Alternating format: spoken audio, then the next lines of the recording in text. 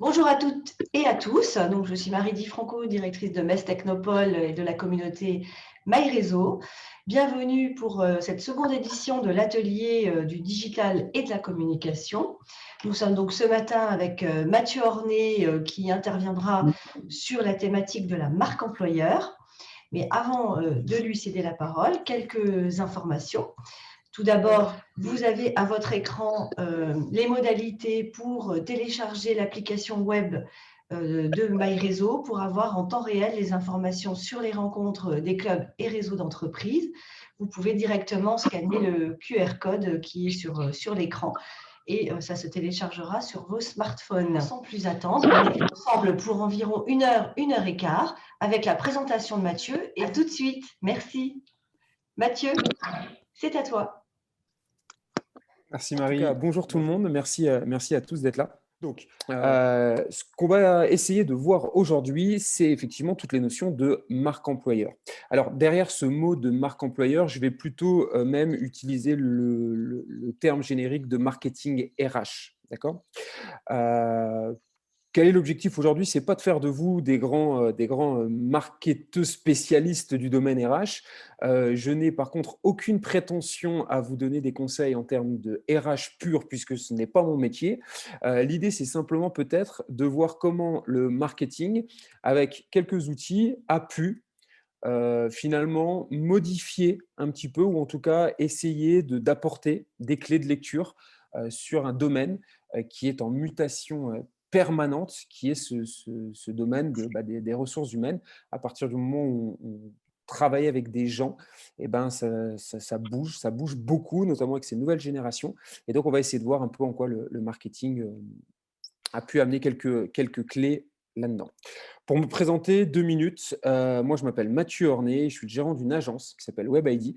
On est spécialisé, nous, sur tout ce qui est communication digitale. On appartient à un groupe un peu plus global qui s'appelle le groupe JET, qui fait de la com 360 degrés. Et moi, je suis un spécialiste notamment de la génération de trafic et de tout ce qui touche à l'image de marque des sociétés. Et donc forcément, vous allez voir, pour ceux qui me connaissent un peu, j'ai plutôt toujours une vision que j'appelle systémique des problèmes, c'est-à-dire que je considère que c'est jamais un point tout seul isolé dans un coin, et je pense toujours que c'est une réunion de tout un tas de facteurs qui donnent un résultat. Et c'est pour ça que c'est des choses des fois qui s'éloignent un petit peu de mon domaine, le marketing RH, mais c'est l'un des points que je suis amené de traiter de plus en plus souvent avec mes clients, tout simplement parce que vous allez le comprendre, à partir du moment où je traite un point systémique dans une société, les salariés, les ressources humaines font partie intégrante de ma stratégie de communication. On parlera d'employee advocacy. Vous allez voir, je vous définirai un petit peu ce que c'est ce mot-là. Mais c'est vraiment quelque chose qui est important, c'est de comprendre que la structure RH fait partie d'un ensemble beaucoup plus large qui touche le marketing. Et passer à côté de ça, ça serait passer à côté d'une branche du marketing. Donc, c'est pour ça que je m'y suis intéressé il y a quelques années. Alors, si je fais ça, normalement, au fur et à mesure, vous allez commencer, hop là, pour chacun, en fonction des connexions, vous allez commencer à avoir ma présentation. Et je pense que là, vous allez commencer également, pour les premiers, à avoir mon sommaire. Ça va dépendre effectivement de la connexion de chacun, pardon, s'il y a un petit temps de latence. Alors, qu'est-ce qu'on va essayer de voir aujourd'hui? La première des choses, on va essayer d'introduire cette notion de marque employeur. Je pense que c'est important parce que, je vous disais, je considère moi que c'est, vous savez, ces fameux buzzwords, on en a beaucoup parlé depuis quelques années, sans pouvoir forcément être capable de définir concrètement. Et très souvent d'ailleurs, quand on parle de marque employeur, les gens assimilent ça à recrutement. Je pense que faire la notion, faire ce lien entre marque employeur, recrutement, c'est déjà là pour moi une petite erreur. C'est bien plus large que ça. On va essayer donc de le définir. Vous allez voir que dans cette introduction, on fera également un focus sur ce qu'on appelle les générations Y. Et je vous expliquerai pourquoi j'ai commencé mon introduction avec ça. Deuxième chose qu'on va voir, c'est pourquoi, à mon sens, toujours, il est nécessaire de commencer à réfléchir, à mettre en place une stratégie de marque employeur. Bien évidemment, c'est un débat, c'est un échange. Je vous donnerai mon avis, mais surtout n'hésitez pas, si jamais vous avez, vous, votre propre vue sur le sujet qu'on va aborder aujourd'hui, n'hésitez pas à la partager avec nous. Ensuite, je vous donnerai quelques grandes étapes que j'utilise moi lorsque je déploie ça chez un client. Je vous disais, l'idée, c'est pas de faire de vous des spécialistes de ça, mais c'est simplement vous donner un peu une structure qui vous permettra, j'espère, de prendre un tout petit peu de recul. Ensuite, on parlera de ce que j'appelle l'employee advocacy. Donc ça, c'est vraiment un facteur, un gros zoom sur les salariés que vous avez chez vous. Vous allez voir que c'est l'un des facteurs clés dans toute stratégie marketing RH. Et puis enfin, on essaiera de conclure simplement avec une slide pour que vraiment, et je répète ça, c'est que vu que je parle beaucoup et que je parle très vite, si vous n'avez absolument pas eu le temps d'écouter tout ce que je dis, retenez la dernière slide, reconnectez-vous à la toute fin et vous aurez quand même réussi cette matinale qui va durer à peu près 40-45 minutes de pitch là avec les questions-réponses. Bien évidemment, j'envoie ce doc-là à Marie et ses équipes. Donc, du coup, je pense qu'ils peuvent vous le faire passer. Donc, vous pouvez rester concentré sur ce que je dis. Vous pouvez prendre des notes si vous pensez que c'est important, mais ne recopiez pas ce qui est à l'écran. Je vous enverrai le doc sans aucun problème, avec grand plaisir. Alors, la première chose qu'on va essayer de voir, c'est de parler un petit peu, d'essayer d'introduire cette notion.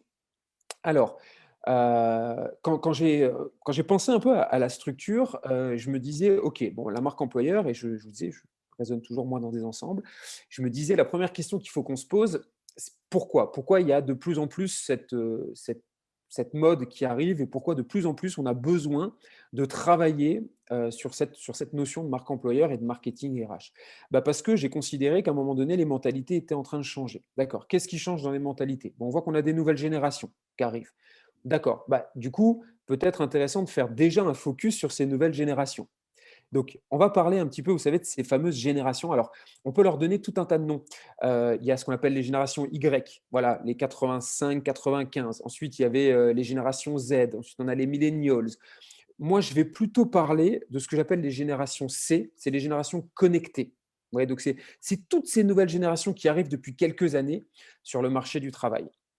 Alors, c'est drôle parce que je vois aussi cette évolution. Je suis amené dans ma vie de tous les jours à manager, donc je manage des personnes qui sont plus âgées que moi, mais je manage des personnes aussi qui sont toutes jeunes. Là, on a la dernière personne qui nous a rejoint, qui a 23 ans, donc qui va fraîchement débarquer de l'école, et effectivement, je vois tout un tas de choses, évoluer dans les mentalités.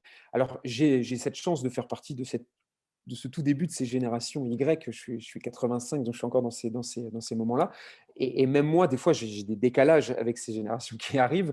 Donc j'ai voulu m'intéresser un petit peu à qui ils étaient et comment ils fonctionnent. Alors j'ai lu plein de choses.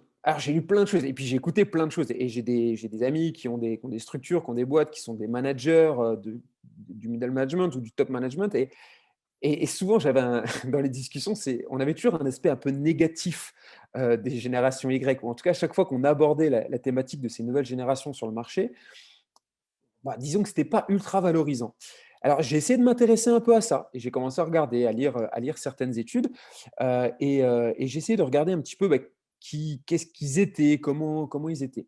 Pourquoi je pense que c'est intéressant de s'attacher un peu à les comprendre? Pour une raison très simple, c'est qu'on pense à peu près, on essaie de considérer que là, entre aujourd'hui et dans 1 ou 2 ans, ils seront majoritaires sur le marché du travail. C'est-à-dire que dans une entreprise, il y aura plus de 50% de gens qui seront de génération Y, et on va considérer qu'à peu près à 2030, selon les projections qu'on a, 2030, ils sont 75% de la population, enfin, de la population active. Donc, autant comprendre leur code si jamais on veut être efficace. Donc, c'est pour ça que j'ai voulu m'attacher à ça. Alors, la première des choses qu'on me disait souvent, c'était que ces générations-là, je vous disais, j'ai pris les générations C, donc j'ai pris les 18-35 ans au sens large du terme. On parlait toujours de personnes qui étaient insatisfaites, qui n'étaient pas forcément très investies, etc. Et j'ai voulu essayer de tordre un peu le cou à tout ça. Donc, la première des stats que j'ai réussi à retrouver, c'était une stat qui était vraiment intéressante.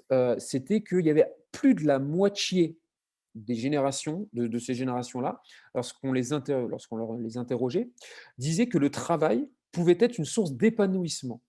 Donc, on me disait toujours, bah, c'est des gens qui n'aiment pas travailler, mais finalement, j'avais une stat, moi, qui était complètement contraire quand on les interrogeait, qui était de dire, euh, bah non, la valeur, le travail peut être, en tout cas le boulot, parce que travail, on va voir ce mot, qu'est-ce qu'on met derrière, mais en tout cas, leur job pouvait être une vraie source d'épanouissement. Et donc, en fait, j'ai commencé à me dire qu'il n'y avait pas forcément de points particuliers. En tout cas, il y avait un décalage qui était en train de se faire entre différentes générations. Et les générations qui sont en train d'arriver sur le marché du boulot, qui sont déjà même fortement arrivées, je vous dis, on est presque à la moitié, en fait, ils ont simplement des attentes qui sont différentes. Ils ne sont pas insatisfaits, ils ont des attentes qui sont différentes de celles que les très grosses boîtes ou les boîtes un petit peu avec un peu plus de recul ont peut-être du mal à leur proposer.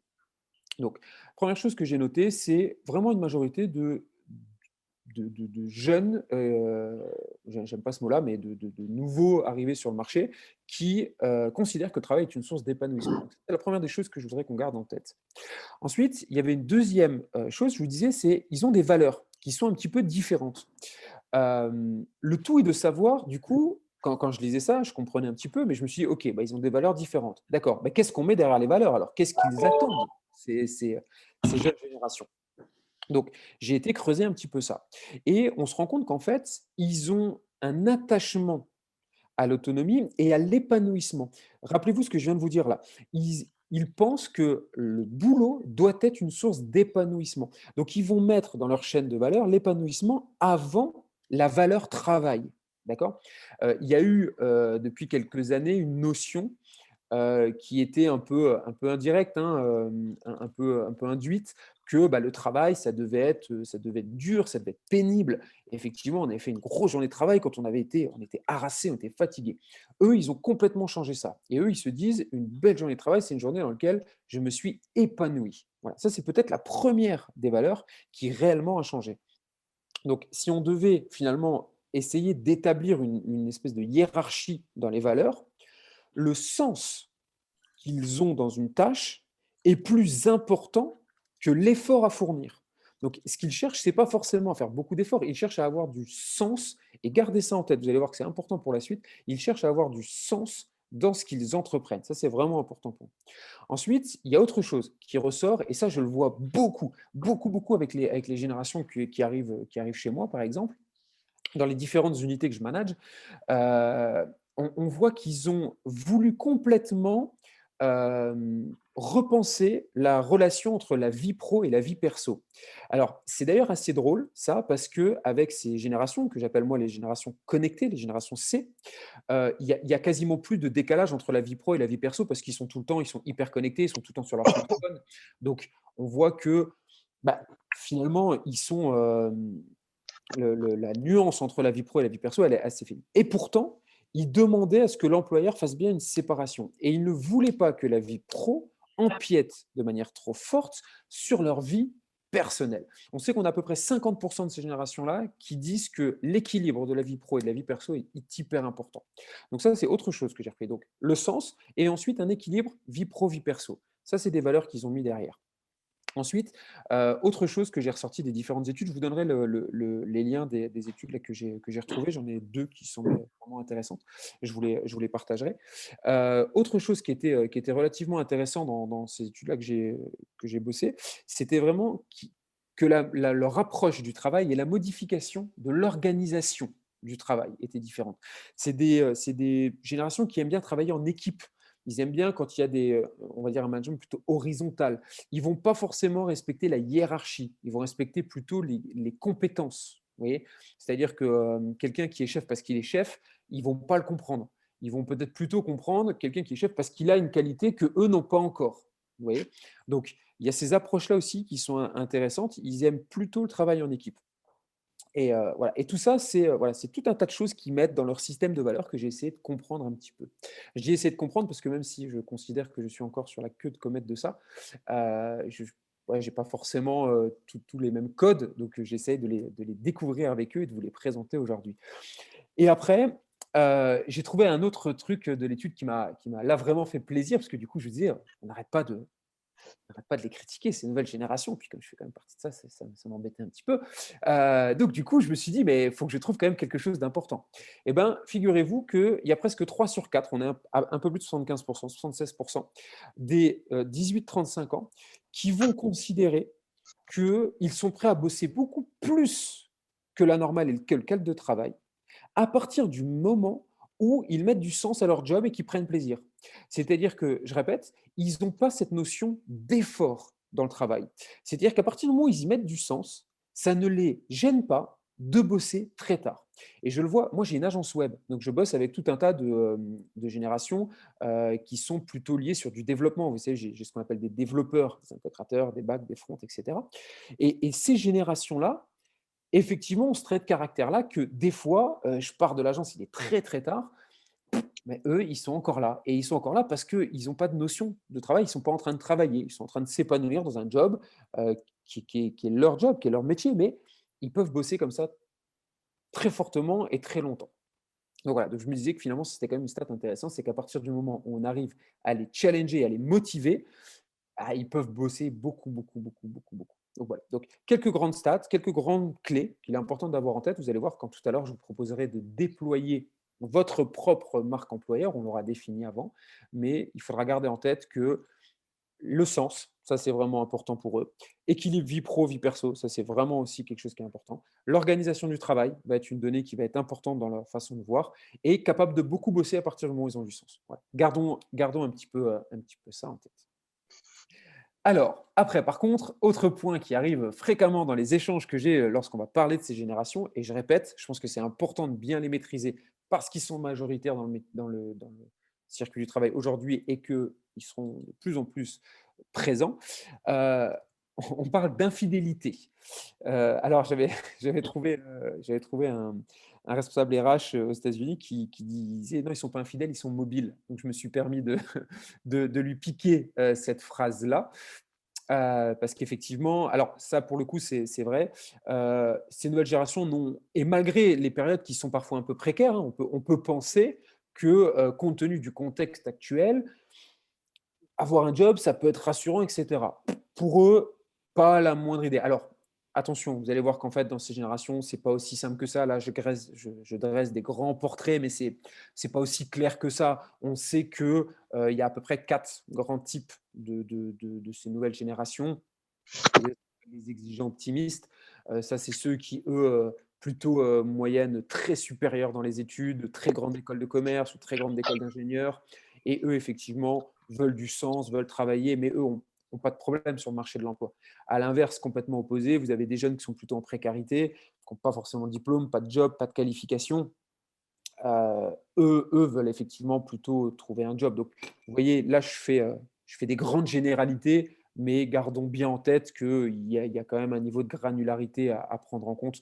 Donc voilà, il ne faut pas tenir ça pour… Enfin, c'est pas une grande règle là, que je suis en train de donner. J'essaie de dresser des grands portraits. Mais en tout cas, effectivement, ils n'auront pour la grande majorité pas peur de changer de job, de changer de boîte. Moi, j'ai des personnes de chez moi. J'ai un jour une nana qui m'a dit moi, je pars, j'ai envie de découvrir Paris. J'ai dit, vous avez trouvé un job? Non, je vais à Paris. Ok. J'ai quelqu'un qui était un dev chez moi, qui était très bien, c'est très bien, et qui m'a dit j'arrête tout, je vais louer une caravane et je vais faire un tour de l'Australie pendant 18 mois. Et je vous allez trouvé un job là-bas? Non, non, non, non, j'ai gagné un peu d'argent, je vais faire un tour en Australie. Ouais. Et ben, allez faire un tour en Australie. Je vous souhaite de prendre beaucoup de plaisir là-dedans. Mais donc, vous voyez, ils sont même capables de changer de pays. Ils ont pas de, il n'y a pas de, il y a pas de complexité. C'est pas un problème. C'est juste, voilà, ils ont envie de ça. Donc, ça nous permet de découvrir un petit peu qui ils sont. D'accord? Maintenant que j'ai fait cette petite intro et que on a peut-être une définition, enfin, en tout cas, une vision un peu plus claire de ce que sont ces générations, et je répète, elles ont tout un tas d'avantages et tout un tas d'inconvénients comme toutes les générations qui arrivent. Mais maintenant qu'on a un portrait un petit peu plus dressé de ces générations, je vous propose qu'on s'attache à la définition de la marque employeur. Alors, comme d'hab, j'ai mis une définition qui est une définition un petit peu type, et puis après, je vous donnerai plutôt la mienne, parce que j'aime pas trop les définitions génériques, mais je pense que c'est important, ça permet de mettre des mots. Donc, pour moi, effectivement, la marque employeur, c'est tout un tas d'actions et tout un tas de leviers marketing dans le fait de rendre une entreprise qui est attractive. Et vous allez voir que quand je parle d'attractivité de l'entreprise, et vous comprenez pourquoi je vous disais que j'étais quelqu'un qui fonctionne de manière systémique, parce que pour moi, l'attractivité d'une structure, l'attractivité d'une boîte, que ce soit de l'attractivité pour un client, que ce soit de l'attractivité pour vos collaborateurs, vos futurs collaborateurs, vos anciens collaborateurs, vos partenaires, peu importe. L'attractivité, pour moi, elle est globale. C'est-à-dire qu'un collaborateur chez vous est un consommateur. Un collaborateur chez vous, demain, peut être un futur donneur d'ordre pour vous. Ça peut être un futur client. Ça peut être, il peut se passer plein de choses. Donc, je pense qu'il est toujours très, très, très important de garder un contexte et de prendre vraiment un ensemble pour comprendre un peu quelles sont ces notions-là. Donc, voilà la définition. Ce qui, moi, m'intéresse au-delà de ça, en fait, c'est pourquoi cette notion est importante et pourquoi la réputation de l'entreprise, elle est importante. Et c'est ce que je vous disais. Je suis toujours dans une approche systémique des choses. C'est vraiment important. Et pour moi, l'image de la structure, l'image de la boîte, c'est l'affaire de tous. Et quand je travaille avec des sociétés et que je les accompagne sur des problématiques d'acquisition client, des problématiques de pénétration de marché, des problématiques de lancement de produits, si jamais j'ai pas en interne des salariés qui sont motivés, des salariés qui sont en adéquation avec les valeurs de la boîte, des salariés qui parlent bien de la boîte, bah, c'est très compliqué quand même de lancer un produit, quoi. Ou de communiquer sur une boîte. Donc il faut vraiment que, pour moi, ça englobe un tout. Et le marketing RH est un des leviers qu'il nous faut parfois travailler pour avoir une image correcte d'une structure. Et il ne faut pas se tromper. Vous allez voir, je vais vous donner aussi quelques stats qui sont hyper intéressantes. Il y a beaucoup de gens qui considèrent la marque employeur, attention, marque employeur, ce n'est pas que du recrutement, mais il y en a beaucoup qui considèrent ça comme finalement un peu d'image. Voilà, on va faire ça, on ne monitore pas, on met un peu d'argent dedans parce qu'il faut en faire et puis que c'est un peu la mode. Mais c'est plus complexe que ça. Et pour moi, c'est même une notion économique. Quand on sait, quand on connaît, quand on a compris, et là je vois qu'on a plein d'RH avec nous, alors c'est surtout pas eux que je vais leur expliquer ça, et je pense que ça fait des années qu'ils se battent pour ça, au contraire, mais quand on voit la valeur de la ressource humaine, quand on voit que notre structure, elle dépend essentiellement, je vais même presque dire que de ça, elle dépend de la qualité des salariés que vous avez à l'intérieur. Si vous avez des bons, votre structure, elle tourne et c'est parfait. Et si vous avez des gens qui, malheureusement, ne sont pas investis, ça peut être très compliqué à produire. Quand vous avez compris ça, alors je peux vous le dire, depuis quelques années, c'est quelque chose que j'ai bien pigé, parce que comme tout jeune chef d'entreprise, bon, on fait tous des erreurs, mais je peux vous dire que quand on a compris ça, on a compris de l'intérêt économique d'avoir des gens performants à l'intérieur de chez soi et l'intérêt économique de ne pas se planter sur un recrutement, hein. Donc, voilà, ça c'est vraiment important et je pense que s'il y a des chefs d'entreprise, parce que je sais qu'il y a des RH avec nous et que ce discours-là, ils le maîtrisent par cœur, mais je sais aussi qu'on a des chefs d'entreprise qui sont avec nous là ce matin, il faut bien, bien comprendre que c'est ultra important de prendre le contrat économique, en tout cas de la partie économique de cette notion de marque employeur. D'accord? Ça, c'est vraiment important. Allez, du coup, passons sur la suite. Pourquoi, du coup, on a voulu faire la marque employeur? Alors, c'est vrai que je fais vraiment un focus, mais pour vous donner ma définition à moi, hein, de la notion de marque employeur, je dis toujours qu'en fait, c'est une aspiration qui est beaucoup plus profonde. En fait, dans mon job, vous allez voir, je vais toujours vous parler d'ADN. Si un jour on a l'occasion d'échanger sur du marketing plus traditionnel, je vais vous parler d'ADN, je vais vous parler de valeur, je vais vous parler de sens. Je vais vous dire, mais pourquoi vous avez monté votre boîte? Qu'est-ce que vous faites? Pourquoi vous changez le monde? Je vais vous donner ces propos-là. Et pour moi, le marketing RH, il répond au même code. C'est exactement pareil. Quelle est l'aspiration profonde de votre boîte pour vos employés? Pourquoi vous avez embauché des gens? Et qu'est-ce que vous leur apportez? Qu'est-ce que vous faites tous les jours? Qu'est-ce que votre boîte fait pour que ses employés soient investis? J'aime bien poser les problèmes dans les deux sens. On me dit, j'ai des problématiques avec les générations Y. D'accord. Ben moi, je réponds toujours, qu'est-ce que tu as fait pour t'adapter à ces générations-là? Je ne dis pas qu'il faut tout faire. À un moment donné, il faut garder vos codes, il faut garder vos valeurs à vous, il ne faut pas se tromper. Par contre, à un moment donné, il faut peut-être aussi qu'on échange sur ça. Et quels sont les échanges possibles? En tout cas, pour moi, c'est vraiment repenser la notion de marque employeur, parce que j'ai dit que je vous donnerai ma définition. Pour moi, ma définition de la marque employeur, c'est vraiment l'aspiration profonde d'une entreprise pour ses employés qui soient actuels ou ses futurs employés pour avoir des gens performants et qui soient bien dans leur job. Voilà, ça c'est pour moi la notion de marque employeur. Parce que si vous avez des gens qui sont bien dans leur peau, bien dans leur job, je peux vous garantir qu'ils seront ultra productifs et je peux vous garantir quand vous avez des salariés qui sont productifs, votre boîte, elle tourne très bien. Donc, voilà pour moi ma vision et voilà pourquoi, en tant que chef d'entreprise et donc plutôt avec un volet économique, je me dis, ouais, c'est quand même important de prendre du temps de bosser là-dessus. Alors, qu'est-ce qu'on va voir? Je me suis permis de mettre une petite citation que j'adore, parce que je vous disais, il va falloir que je vous parle de marque, et dans la notion de marque employeur, il y a la notion de marque. Et j'ai piqué une phrase de Jeff Bezos, pour ceux qui, bon, je pense que la plupart maintenant connaissent, Jeff Bezos étant le fondateur d'Amazon, et il dit toujours, votre marque, c'est ce que les gens disent de vous quand vous n'êtes pas dans la pièce. Voilà. Et donc, j'ai toujours tendance à penser que la marque employeur, c'est ce qu'on va dire de la boîte quand il n'y a pas le patron, en fait. Et ben ça, c'est vraiment intéressant de garder ça en tête. Donc, je me suis permis de vous mettre cette petite citation-là.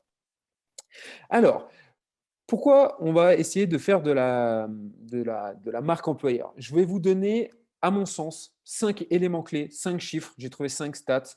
En général, quand j'ai donné ces 5 stats-là à mes clients, ouais, après, en général, on est tous d'accord, on va peut-être commencer tout doucement à réfléchir à ce que c'est que la marque employeur. Alors, les 5 stats pour les employeurs que j'ai trouvés, c'était qu'il y avait 9 candidats sur 10 qui ont confirmé que la réputation de l'entreprise va jouer dans les choix qu'ils vont faire, dans les choix de postuler ou dans les choix de rester. Ça, c'est vraiment quelque chose qui est important. C'est-à-dire que souvent aussi, on me dit, bah, j'ai mis une offre d'emploi, j'ai pas beaucoup de candidats.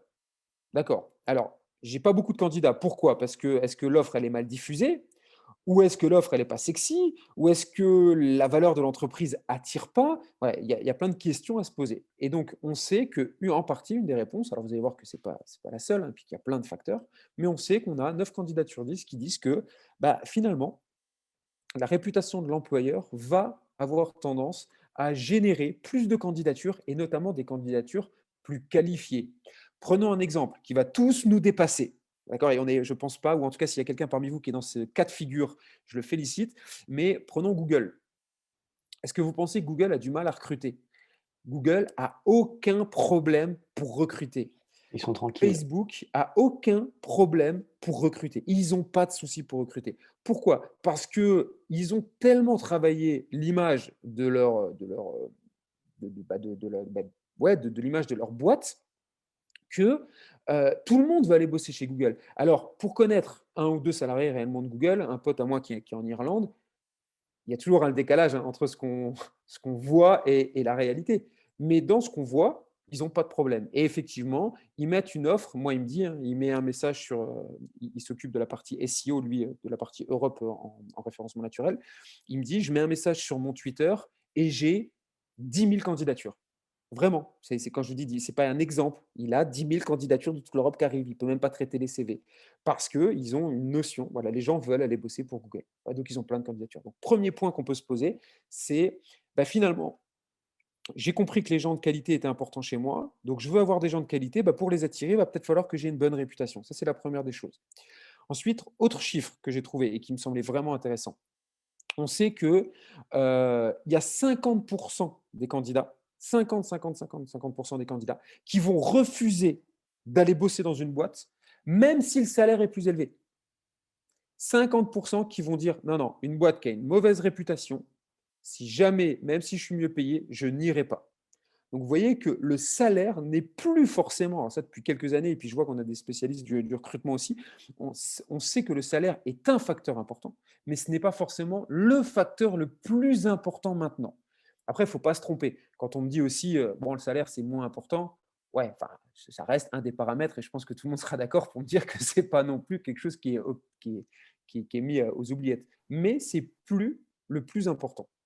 Et donc, les gens vont plus, enfin, les candidats vont peut-être plutôt s'orienter sur des sociétés qui ont des valeurs. Qui va dans cette même stat-là, j'ai trouvé un autre chiffre qui était important, c'était 8 candidats sur 10. Je crois qu'on était à 79% de mémoire.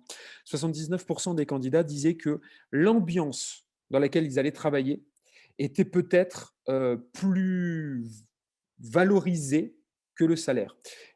Alors pour le cas, c'est un coup, pour le coup, c'est un cas complètement personnel que je vis là actuellement. Je suis en plein dans la validation d'un poste important chez moi et je suis dans une discussion avec le cadre que j'embauche là, depuis quelques jours, sur lequel on lui a fait une proposition salariale qui est proche de 8 de moins que son salaire actuel. C'est-à-dire qu'on lui a proposé 8 de moins sur son salaire et il a dit OK sur le salaire et on est en train de négocier les à côté. C'est-à-dire qu'il Ah accepte de d'accord. changer de job. Souvent, des fois, quand on change de job, souvent les candidats veulent plus. En tout cas, ils espèrent, plus en termes de salaire. Lui, il m'a dit: «OK, je perds du job, pas de problème. Par contre, qu'est-ce qu'on met à côté, quoi?» Voilà et quand je mets à côté, je ne parle pas d'avantages, hein. Je parle de valeurs, qu'est-ce qu'on va mettre, comment on peut se défendre là-dessus et cetera et cetera. Donc vous voyez, donc j'ai un cas très concret dans lequel, finalement le salaire, c'est un des points, mais c'est pas forcément le plus important. Ensuite, toujours pour vous donner quelques idées et pourquoi je considère que c'est ultra, ultra important, on sait, avec plusieurs études, qu'on a presque une réduction du turnover de 28. À partir du moment où quelqu'un est bien dans votre boîte, que votre boîte elle a des valeurs, que vous êtes installé, que vous travaillez bien votre notion de marque employeur, et vraiment, on va voir ce qu'on met derrière. Et rappelez-vous, c'est tout un ensemble que je mets derrière. C'est vraiment le bien-être de vos salariés pour les rendre plus productifs. À partir du moment où vous avez bien travaillé ça, on sait que vous avez un turnover de 28 de moins. Donc, quand on connaît les problématiques de recruter, quand on connaît les coûts d'un recrutement, je vois avec nous, là, on a des cabinets de recrutement dans l'auditoire. Quand on sait le coût d'un recrutement, il vaut peut-être mieux le garder quand même, le type ou la nana, si elle est bonne. On va déjà s'attacher à faire en sorte qu'elle reste plutôt que de. Alors, je suis désolé, je suis contre-productif pour vous parce que je sais que vous faites un boulot formidable pour, quand ils partent, les remplacer. Et heureusement que vous êtes là parce que du coup, enfin, moi, je le sais, hein, je suis une pipe en recrutement. Donc, si je ne m'appuie pas sur des cabinets, à chaque fois que je recrute, je me plante. Donc, ça fait bien longtemps que j'ai compris que les cabinets me faisaient gagner de l'argent plutôt que de m'en coûter parce que ça me coûtait plus cher de me planter moi-même sur un recrutement. Donc, n'hésitez pas à confier ces missions-là, ils sont bien plus performants que nous. Mais par contre, quand j'ai compris surtout que la valeur d'un salarié chez moi, elle était importante, je vais essayer de les garder. Donc ça, c'est aussi un autre domaine qui, sur le plan économique, m'a fait dire, il faut peut-être que je les garde, ça c'est important. Et puis après, toujours pareil, hein, vous savez, moi je viens du marketing, en plus je viens plutôt d'un cursus école de commerce. Moi. Donc, tout ce que je fais, généralement, c'est ramener une rentabilité. Hein. Donc voilà, je fonctionne un petit peu comme ça. Et ben, alors ça, c'est un chiffre qui m'avait halluciné, et plus je réfléchis, et plus finalement je me dis, mais c'est complètement logique.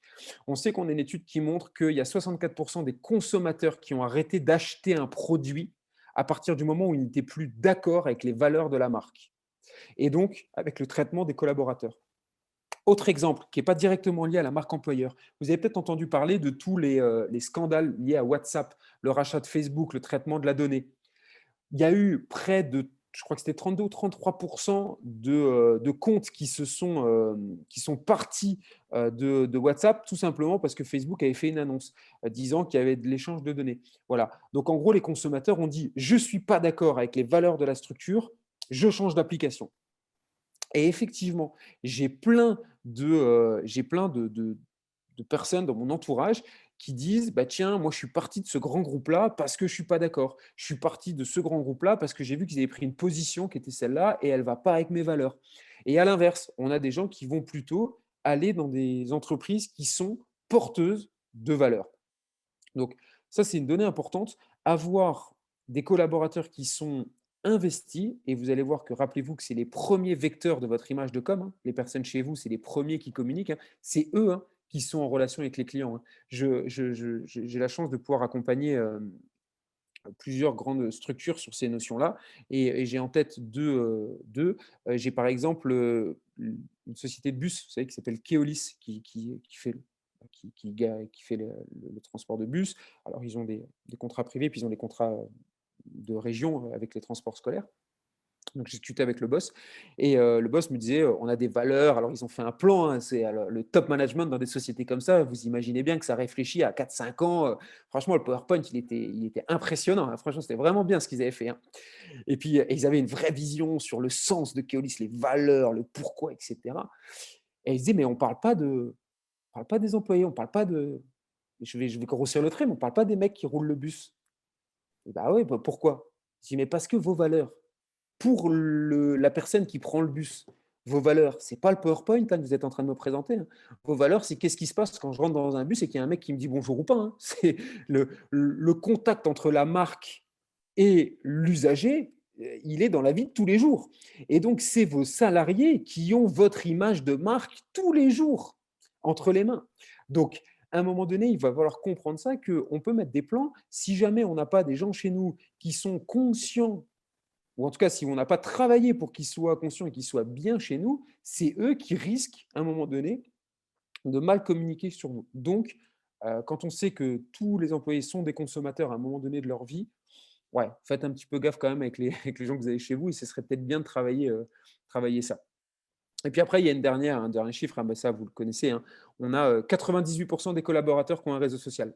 Voilà, donc on va dire 100, hein, on va arrondir, vous me pardonnez ces quelques pourcentages de raccourcis, mais on sait qu'ils ont quasiment tous un réseau social. Et là, autre chiffre, je vous disais, la vie pro, la vie perso, on sait qu'il y a 50, donc 1 sur 2. Donc vous prenez votre boîte et vous savez que chez vous, il y a 1 sur 2 des collaborateurs qui va utiliser pour parler de son entreprise sur les réseaux sociaux. En bien, en mal, sur ce qu'il a fait, sur ce qu'il n'a pas fait, peu importe, mais il y en a 1 sur 2 qui va parler. Ça fait quand même une stat qui est importante. Et donc, bah, quand on sait surtout, et ça c'est vraiment quelque chose que j'aime bien, c'est qu'on a à peu près des chiffres. On pense que c'est 2 fois et demi, voire 3 fois plus crédible la parole d'un collaborateur sur la marque que la parole du président ou du PDG. C'est-à-dire que moi, en tant que gérant, quand je prends la parole sur ma société, bah, je ne suis pas forcément crédible parce que, bah, bien évidemment, vous vous doutez bien que ici ce matin, je ne vais pas vous dire que j'ai des soucis chez moi, je vais vous dire qu'on a la meilleure boîte du monde, que tout va bien, que tout le monde est heureux, que tout le monde sourit, qu'ils font la fête en arrivant le matin. Bien évidemment, ça, c'est mon job de vous dire ça, même si c'est vrai. Mais c'est mon job. Et même si c'est vrai, vous n'y croyez pas. Mais ça, c'est mon job. Par contre, si j'ai l'un de mes salariés qui vous le dit, ah, là, vous allez commencer à l'écouter. Voyez. Donc, quand on sait que la parole des collaborateurs va avoir 2,5 fois, voire 3 fois plus de poids que celle du dirigeant, bah, c'est important quand même de travailler ça avec 1 sur 2 communique sur les réseaux sociaux. Et en plus, rappelez-vous, une société, très concrètement, je reviens aux notions marketing. Vous avez vu que la marque employeur, je la mets dans le marketing RH et donc marketing. Une marque, elle ne peut pas aller sur tous les réseaux qui existent au monde. C'est pas possible. On va passer. Quand une marque, déjà, elle travaille bien sur 2 ou 3 réseaux sociaux différents, c'est le bout du monde. Mais vous, vos salariés, mais ils sont sur tout un tas de réseaux sociaux. Donc, si vous travaillez bien ça et qu'eux parlent positivement de votre marque sur des réseaux où vous n'êtes pas, ben, quelque part, ça vous offre aussi une visibilité. Donc, c'est important de garder tous ces chiffres-là en tête. Et donc, en général, quand j'ai passé ces quelques slides-là, les chefs d'entreprise, on ne va pas dire qu'ils sont d'accord, mais on va dire qu'ils commencent à m'écouter. Voilà, c'est souvent ce que je leur dis pour au moins réussir à ce qu'ils m'écoutent sur les notions de marque employeur. Et donc, parce que ça, c'est quand même l'objet de ce matin, on va essayer de vous donner 5 étapes. En tout cas, je vais essayer de vous partager les étapes que moi j'utilise lorsque je monte une stratégie de marque employeur. Est-ce que déjà, à ce niveau-là, il y a des questions, des rappels, des choses que j'ai dites? J'ai vu qu'on avait des spécialistes de la RH avec nous ce matin. Donc, est-ce que je n'ai pas dit de bêtises, mesdames et messieurs, jusqu'à maintenant? Je vais considérer que si personne n'a pris la parole dans quelques secondes, c'est que je n'ai pas dit de bêtises. Eh ben, mon ego est rassuré, je vous remercie. Ou alors vous me le dites en commentaire privé, comme ça les gens ne voient pas. D'accord? Allez, du coup, passons un petit peu sur la partie opérationnelle, prod. Donc, on a compris qu'on va s'adresser essentiellement à ces nouvelles générations. D'accord? Ça, c'est la première chose. Ensuite, on a compris l'importance de déployer ces stratégies de marketing RH. Et donc, une fois qu'on a compris ça, on a aussi compris que c'était plus structurel, hein, c'est pas juste le recrutement, hein, la marque employeur. Et bien maintenant, on va essayer de la déployer. Alors, comment on peut déployer ça? Je rappelle, on enlève cette étiquette-là de buzzword, marketing RH, marque employeur, tout ça, là, c'est des termes un peu trop génériques. Donc, il suffit pas, on va s'enlever les idées préconçues, hein. Il suffit pas de faire une belle vidéo et de la poster sur YouTube, hein. C'est pas du tout ça le sujet, hein. C'est pas de mettre un post de temps en temps en disant c'est super, regardez, on a fait Pâques, là, on a pris 3 chocolats, hein. Enlevez-vous ça de la tête, hein. C'est pas du tout ça, hein. C'est vraiment une introspective, c'est une réflexion qui est beaucoup plus profonde sur l'entreprise en elle-même. C'est vraiment ça qu'il faut. Et donc, la démarche, elle doit être structurée. Si vous n'avez pas une stratégie pour aller aborder ça, si vous n'avez pas un plan, Vous ne serez jamais efficace. Première chose que je vous propose, et c'est ce que je fais tout le temps, que je traite du marketing RH, que je traite du marketing traditionnel ou que je traite tout autre sujet, je vais déjà chercher à comprendre où vous en êtes. Aujourd'hui, votre structure, comment elle est perçue. Faites un bilan. Ça, c'est la première chose que je vous invite à faire. Dans le bilan, je regarde, lorsque je travaille là plus spécifiquement sur la marque employeur, je regarde 4 choses, 4 points essentiels pour moi lorsque je travaille sur le bilan d'une structure. La première des choses, c'est l'image que la personne va avoir en externe. Quelle est l'image que la société a pour les gens? D'accord? Donc là, il y a plein d'outils que vous pouvez avoir. On sait il y a des sites qui sont spécialisés pour noter certains employeurs. Alors là, ça commence à être des boîtes qui sont déjà un petit peu plus grosses, mais vous pouvez vous renseigner là-dessus. Il peut y avoir tout simplement ce que les gens disent de vous sur les réseaux sociaux. Il peut y avoir des commentaires, des forums, des blogs. Essayez de vous renseigner sur quelle est l'image que les gens vont avoir en externe. Autre chose que je surveille avec mes clients, lorsque je mets en place une stratégie de marque employeur, on a déployé notamment avec l'agence d'attractivité du Luxembourg, qui s'appelle Lux Innovation, je ne sais pas si certains d'entre vous connaissent. Et en fait, ils nous disaient, on a du mal à avoir certains cadres sup dans tout ce qui était finance. Ils étaient très concurrencés par les banques. Et donc, du coup, on essayait d'avoir ces cadres-là. Un des indicateurs que j'ai mis pour juger l'image en externe, c'était à partir du moment où je poste une annonce, combien j'ai de candidatures. Parce que je vais considérer que plus j'ai de candidatures, plus je peux penser, c'est pas fiable, mais en tout cas, c'est un des indicateurs, que j'ai une image positive, parce qu'il y a plus de gens qui répondent. D'accord? Donc, bien évidemment, je comparais à offre d'emploi équivalente. Voilà. On recherchait un cadre dans tel domaine d'activité, j'ai eu tant de candidatures. 6 mois après le job qu'on a fait, même offre d'emploi, combien j'ai eu de candidatures. Ça peut être quelque chose. Et après, alors ça, souvent, les gens, des fois, sont un peu réticents. Moi, dans mon job, je suis obligé parfois de chasser. C'est-à-dire que je vous dis, je fais appel à des cabinets qui vont chasser des personnes pour moi parce que j'ai des jobs qui sont un peu spécifiques. Et ce que je fais très souvent, c'est que je leur demande, quand un candidat ne veut pas, c'est-à-dire quand ils approchent un candidat pour moi et qu'on leur dit, bah, tiens, on a ce type de job, est-ce que vous voulez? Et que le candidat dit non, moi, je veux savoir, et ça, c'est une des conditions que je donne au cabinet avec lequel je bosse, je veux savoir pourquoi le candidat ne veut pas venir chez moi. Obligatoirement, dans la fiche de rendu, je veux savoir pourquoi il ne vient pas chez moi. Parce que du coup, des fois, je suis trop petit. Des fois, c'est le salaire. Des fois, c'est bah non, ils ne sont pas assez tech. Ouais, mais du coup, ça me permet de comprendre quelle est la perception que les candidats ont de moi. Donc, je vous invite, vous approchez quelqu'un, il ne vient pas, demandez-lui pourquoi, systématiquement. Ça va vous permettre de comprendre l'image que vous avez. Et ensuite, je vous l'ai dit, c'est pas que de l'externe. C'est loin, loin, loin, loin, loin d'être que de l'externe. C'est loin d'être que du recrutement. La marque employeur, elle se travaille essentiellement en interne. Donc, allez interroger les salariés de chez vous, allez interroger aussi les anciens salariés. Ça, c'est important. Pourquoi? Parce qu'un salarié de chez vous, quand le boss il dit qu'est-ce que tu penses de la boîte, bon, vous vous doutez bien que la réponse, elle n'est pas forcément complètement objective. En tout cas, je n'ai pas encore entendu un salarié qui démontait la boîte devant son boss. Quoique, hein, maintenant, puis ça dépend de l'ouverture du boss, mais c'est quand même plutôt rare. Par contre, s'intéresser à des gens qui ne sont plus chez vous et de temps en temps avoir une discussion peut-être informelle, mais leur poser la question, tiens, comment se fait que tu n'es pas chez nous? Qu'est-ce que tu penses? Et puis concrètement, comment tu vois la boîte? Comment était la boîte quand on était en interne? C'est toujours important d'avoir le décalage qu'on a entre ce qu'on est, ce qu'on pense de nous et ce que les gens le perçoivent. Voilà, je dis toujours à mes clients, ce qui est important, c'est pas ce qu'on dit, c'est comment c'est perçu. C'est ça qui est important en communication. Et donc, ce qui est important, c'est pas ce qu'on fait au sein d'une structure, c'est comment les salariés le perçoivent eux. Parce que moi, j'ai plein de clients qui me disent, mais je fais ci et je fais ça. Non, je te demande pas ce que tu fais. Je te demande de comment ils perçoivent les actions que tu fais. C'est ça qui est important. D'accord? Donc, intéressez-vous à ce que fait, en tout cas, comment raisonnent les personnes en interne. Quelle est l'image que vous avez? Ensuite, je vais bosser sur ce que j'appelle l'identité employeur. Et là, je vais essayer de m'attacher auprès de mes clients pour savoir si ils ont défini l'ADN, s'ils ont des valeurs, s'ils ont une culture RH. Voilà. Par exemple, je sais que je travaille avec une grosse société qui est dans le bâtiment, qui est une société mondiale, qui est Mosellane, hein, européenne d'ailleurs, qui est Mosellane, qui est gérée par une jeune demoiselle. Et ils ont une culture de la formation chez eux, c'est impressionnant. Les salariés, ils sont formés 2 à 3 fois par an sur 2-3 jours. Ils ont 10 jours de formation par an.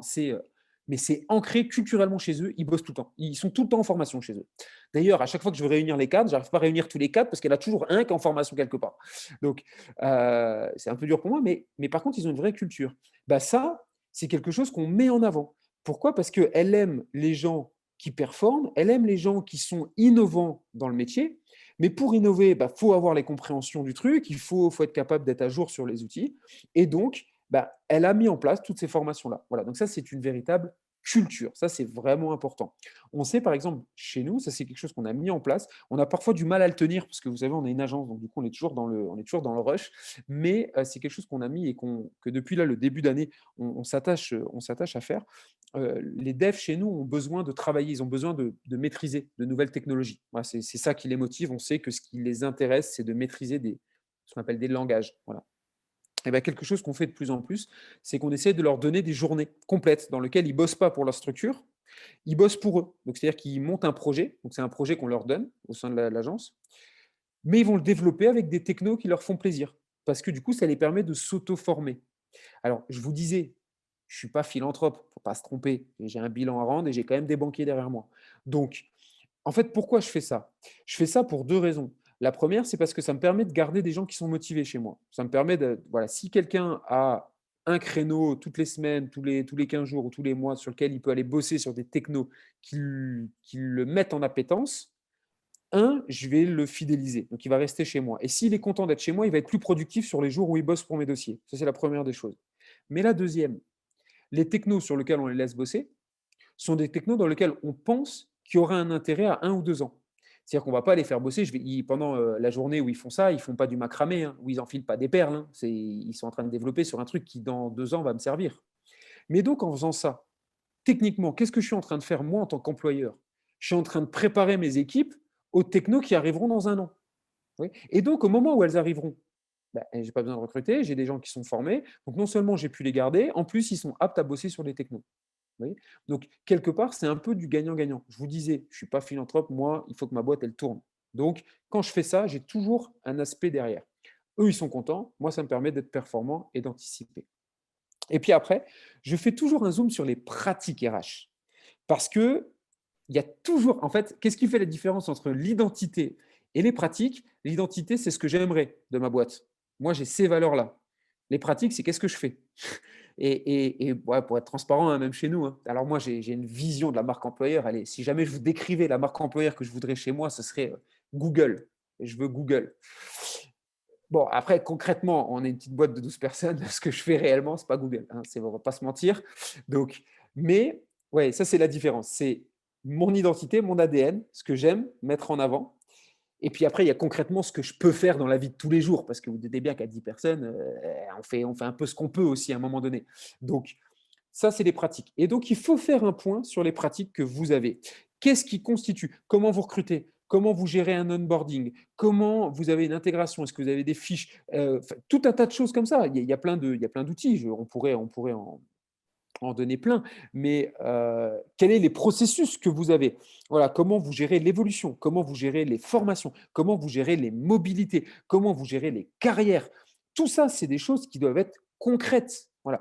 Par exemple, je sais que je suis, moi, un adepte, j'aime bien voir évoluer les gens. Ça, c'est des pistes de progression chez moi. J'adore faire évoluer les gens. Je pense que les gens, ils ont besoin de s'épanouir et de grandir. Voilà. Bon, maintenant que j'ai dit ça, ça, c'est mon identité employeur. Donc, j'aime que les gens se forment. J'aime que les gens s'auto-forment. Ça, c'est mon idée employeur. Dans mes pratiques RH, ouais, ma politique de formation ou mes plans de formation, ils sont un peu bricolés quand même, quoi. Donc, je suis un peu, je m'attache les services d'une RH indépendante parce que justement, bon, entre ma vision et ce que je mets tous les jours, j'ai un vrai décalage. Donc, quand je fais mon bilan, je triche pas. Quand je fais mon bilan, je mets concrètement mes points forts et mes points faibles. C'est important. D'accord? Donc, essayer de décrypter. On parlait d'identité aussi, on parlait d'image en interne. Il y a des gens souvent qui disent, nous, on est hyper agile. J'aime bien ce mot. Vous savez, c'est aussi un mot un peu à la mode. Nous, on est en management agile. Notre middle management, c'est plus des managers, c'est des leaders. Ouais, on a tous ces mots-là. Plein de trucs. Là, chez des gens qui vous disent ça, ils ne comprennent même pas ce qu'ils disent. Donc, Mais concrètement, ils font quoi? Le management agile, si vous surveillez chaque PowerPoint qui sort et si vous surveillez, si vous relisez les mails de vos collaborateurs, je ne suis pas persuadé qu'on puisse dire que c'est de l'agilité. S'ils n'ont pas les capacités à être autonomes ou à venir proposer, c'est compliqué. Ça, par contre, je sais que ça, c'est des forces chez nous. C'est-à-dire que moi, je considère que je ne sais pas faire grand-chose. Donc, à partir du moment où je ne sais pas faire grand-chose, j'embauche des gens intelligents. Comme ça, je me dis, bah, au moins, la boîte, elle va pouvoir avancer. Et donc, du coup, quand ils viennent me voir en me disant bah, je ne sais pas quoi faire, je leur dis alors, si vous ne savez pas, moi, vous imaginez bien que je suis quand même vachement emmerdé. Donc, je vous emploie pour que vous sachiez quoi faire. Donc, venez pas me demander mon avis, venez me dire voilà ce qu'on a fait. Quoi. Enfin, vous voyez, c'est un peu ça la logique. Donc, ça, c'est des forces chez nous. Maintenant, j'ai beaucoup de clients qui me disent ah ouais, nous, on est comme ça. Et le mec, il demande à être en copie de tous les mails qui sortent de l'agence. Eh oui, mais non, ça, c'est pas, ça, c'est pas forcément de l'agilité. D'accord. Donc, essayez d'avoir une véritable identité, c'est de comprendre qui vous êtes. Je rappelle, essayez de voir vos clients, vos anciens salariés, vos candidats, etc. Essayez d'avoir un petit peu tout ça. Ça va? Une fois que vous avez bien compris, et maintenant que vous avez compris tout ça, hop là, je vais passer ça, c'est les petits détails que je vous ai donnés. Essayez de comprendre à qui vous allez vous adresser. Toujours pareil. Je me dis, j'essaie de comprendre qui je suis. Voilà, maintenant je sais à peu près qui je suis et qui je veux. Ben, maintenant, je vais essayer de savoir qui est-ce que je veux garder, qui est-ce que je veux attirer. D'accord? Parce que si je n'ai pas compris qui je veux avoir chez moi, comment je vais pouvoir concrètement les garder ou les fidéliser ou en tout cas aller les chercher. Donc, la première des choses que je vous propose de faire, c'est d'aller segmenter. Donc, segmenter votre, je vais appeler ça marché, hein, pardon, je viens du marketing, donc je vais utiliser les mots du marketing, mais allez segmenter votre marché interne et votre marché externe. Les salariés, et les candidats. D'accord? Dans vos salariés, essayez de définir un peu les postes que vous allez. Vous avez des postes dans lesquels vous avez besoin de gens opérationnels, de gens concrets, qui bossent, qui sont rigoureux. Mais à côté de ça, vous avez peut-être besoin de gens créatifs. Et puis à côté de ça, vous avez peut-être de gens qui sont liés dans le management. Enfin, peu importe les domaines dans lesquels vous avez. Je sais que chez moi, par exemple, j'ai deux grands types de salariés. J'ai besoin de personnes très rigoureuses, parce que j'ai des jobs qui nécessitent un maximum de rigueur. Et j'ai besoin de jobs qui soient vraiment liés là avec de l'empathie. J'ai besoin de personnes qui soient extrêmement capables d'arrondir les angles parce qu'il faut parler à un client, parler à un dev, etc. Donc, vous voyez, donc j'ai besoin de ces deux grands types de profils. Bah, à partir du moment où j'ai ça, je suis capable d'aller définir les valeurs qu'il y a derrière. D'accord? Donc, un candidat, je serai capable de le convaincre parce qu'à partir du moment où je sais que bah, mon type de profil, par exemple, alors comment j'ai fait très concrètement, hein, j'ai pris une de mes salariées, qui était une de mes salariées type sur un poste, quelqu'un avec qui je m'entendais vraiment bien et qui avait un job qui faisait vraiment très bien son boulot. Et je me suis dit, d'accord, bah alors cette demoiselle-là, elle fait bien son job, qu'est-ce qui la caractérise? Si je considère qu'elle fait bien son job, qu'est-ce qui la caractérise? Pourquoi je considère qu'elle fait bien son job? D'accord?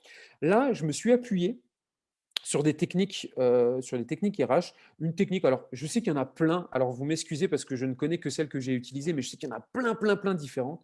J'ai utilisé nous, ce qu'on appelait ProcessCom, quelqu'un qui m'a proposé d'utiliser ProcessCom. Voilà. Donc, je pense que ça parlera à certains d'entre vous. Je pense qu'il y a des dizaines de techniques équivalentes, mais en tout cas, ça me permettait de comprendre un peu mieux quels étaient les leviers des salariés chez moi. Donc j'ai pris ça et j'ai fait faire ça à mes salariés.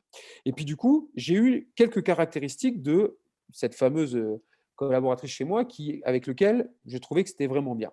Et du coup, j'ai essayé de creuser un peu ça.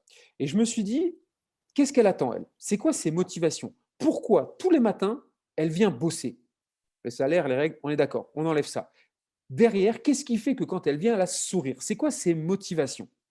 Ensuite, j'ai essayé de comprendre c'était quoi un peu sa perception du travail. C'est-à-dire que quelle était sa relation au travail. Elle travaillait pour vivre, elle travaillait parce qu'elle s'épanouissait dans son travail, elle travaillait parce que c'était quelque part une forme de reconnaissance. Vous voyez, chez moi, j'ai des gens qui travaillent parce qu'ils aiment leur job et parce que c'est une façon à un moment donné d'avoir, c'est quelque part obligatoire. J'ai un travail, je peux vivre. Je sais que j'ai une personne chez moi qui fait partie de mon management qui, lui, c'est une valeur le travail. C'est-à-dire qu'en fait, la position sociale qu'il a dans la société, c'est ça qui le motive. Il aime être leader d'un truc. Oui, c'est pas du tout la même logique. Mais donc, ce n'est pas du tout les mêmes choses que je demande. La personne qui vient parce que elle prend plaisir dans ça, mais qui veut un équilibre vie pro, vie perso, je ne lui colle pas une réunion à 18 h parce qu'elle n'a pas envie de ça et que ça va la saouler. Par contre, mon top management, là, quand je lui dis lundi matin, il y a réunion à 7h30 le matin et on termine avec un call à 21 h, il kiffe ça, le type, parce qu'il a l'impression d'être important dans le truc. Il se dit, ouais, j'ai plein de réunions. Vous voyez. Donc, c'est des leviers, c'est les motivations qu'il a. Ça, c'est important de comprendre ça. Donc, du coup, j'ai pris cette demoiselle-là et sur chacun des postes, j'ai pris quelqu'un de type chez moi et j'ai essayé de comprendre. Et puis, du coup, les questions qu'on peut se poser aussi, et ça, de temps en temps, je le fais, vous savez, dans les entretiens, j'essaie de leur demander maintenant, depuis quelques temps, c'est quoi une carrière réussie pour vous? Quand vous aurez dans 20 ans ou dans 30 ans et que vous regarderez votre carrière, qu'est-ce que vous aimeriez dire? Bah, j'ai des gens qui vont dire, bah, j'ai eu un job épanouissant, j'ai pu visiter, j'ai pu gérer des projets. Ouais. Et là, déjà, vous allez avoir un peu de notion. Et donc, vous allez comprendre qu'est-ce qui fait que la salariée, en tout cas pour moi, c'était le cas, c'était la salariée, ça peut être mais quelqu'un qui me semblait compétent chez moi, eh ben, j'ai réussi à comprendre un peu qu'est-ce qui l'a motivé. Voilà. Et j'en ai fait ce qu'on appelle un persona. Voilà. Donc, un persona employé, donc un salarié type. D'accord. Et puis, j'ai fait ce même travail pour mes candidats. Qu'est-ce que je veux comme candidat? Voilà, je recherche des devs, d'accord, pas de problème. Mais quel type de dev je recherche? Quels sont les codes que je dois avoir? Des devs, maintenant, il y en a plein, vous savez, avec toutes les formations qui sont arrivées sur le marché. Alors, ils ne sont pas tous forcément hyper performants, mais plein de candidats sur le marché. Mais qu'est-ce que je recherche? Moi, j'ai des valeurs. J'ai des valeurs de satisfaction client, etc. C'est-à-dire qu'un dev, il peut être bon techniquement. Si à un moment donné, il n'a pas compris que l'exigence et le besoin de satisfaction client est plus important que le travail qu'on rend, bah, il ne peut pas travailler chez moi parce qu'il ne va pas être à l'aise là-dedans, parce que je vais être ultra rigoureux. C'est-à-dire que je demande toujours à mes devs d'anticiper un besoin que le client n'a pas encore compris. Je dis à mes équipes, vous aurez gagné le jour où vous serez capable de faire quelque chose avant même que le client il se rende compte que c'était nécessaire pour lui. Bah, le jour où vous avez fait ça, vous avez gagné. Alors, on parle de l'ordre de l'utopie. On ne peut pas anticiper ça, tous les besoins. Mais c'est la mission qu'ils ont chez moi. Et donc, à partir du moment où je sais ça, ben, je sais que les profils qu'il faut que j'ai chez moi, ils correspondent à ça. Si j'ai juste des gens qui, je leur dis A, ils font A, et je leur dis B, ils font B, et qui ne comprennent pas quel est le sens de A, B, ils ne prendront pas plaisir chez moi. Donc, ça ne sert à rien que je les recrute, ces personnes-là. Je vais perdre du temps, ils vont être frustrés, ils vont partir au bout de 6 semaines. Enfin, ça ne va pas. Vous voyez. Donc, j'ai essayé de catégoriser et de comprendre qui étaient les gens chez moi et pourquoi je considérais qu'ils étaient bons. Et attention, alors attention, je n'aime pas du tout ce terme-là, je viens de l'utiliser, je suis désolé. C'est performant par rapport à mes attentes. Je considère qu'on est tous bons quelque part. Après, il y a des missions qui nous correspondent ou qui ne correspondent pas. On est tous bons quelque part. Donc, je suis plutôt performant par rapport aux attentes que j'avais d'eux. Donc, j'essaie de comprendre ça. Et donc, j'essaie de comprendre mes potentiels candidats. Ben, quand j'avais ça, c'était vachement plus facile pour moi de recruter. Et une fois que j'avais fait tout ça, eh ben, on va pouvoir s'attacher enfin à ces fameuses valeurs. Je vous parle depuis tout à l'heure de valeurs, je vous parle depuis tout à l'heure d'ADN. Ben, c'est ça réellement le fond du boulot. Une fois que vous avez compris un petit peu où vous en étiez et que vous avez compris qui vous vouliez adresser, eh ben, il va falloir savoir qu'est-ce que vous proposez. Ça, c'est important quand même.